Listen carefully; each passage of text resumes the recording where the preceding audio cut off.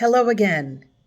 We just finished filming the latest episode of Buddha Bites, and as I teased on my Facebook page with that clip from Best in Show, which I always laugh at every time I see it, the star of our show today is soup. But we're not just going to be talking about soup. We're going to talk about knife skills, which are very important in the kitchen. We're going to talk about knife safety.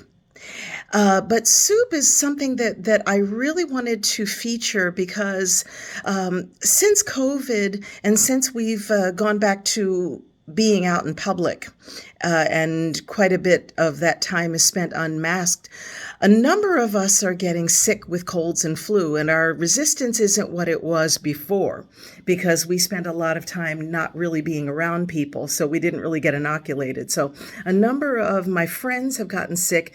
I myself got sick with a cold, and the first thing I wanted to go for was a bowl of soup. Fortunately, I had some on hand. Soup has so many ingredients that are healing to you, and it feels so good going down. Soup is comfort food, and so it's a natural to go to when you're not feeling well. And I happen to think that it shortens the time that you're dealing with symptoms. But many of us go for something like this.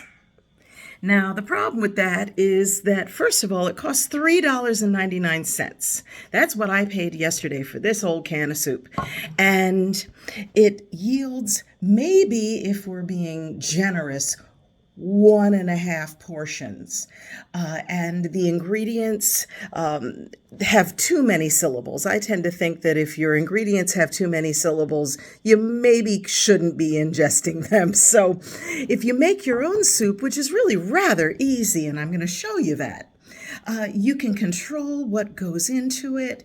You can use the best possible ingredients that you can, and you can make so much more. You can make enough to save and freeze and pull out when you need it. You can individually portion them, or you can serve a sizable family with what I am about to show you.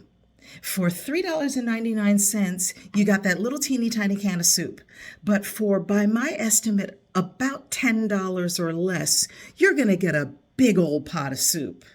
So I'm excited to share this with you, as I am always. Please stay tuned for tomorrow's episode and prepare to just get some ideas that you might be able to just take as a jumping off point for your own creativity, for the stuff that you like to put in your soup.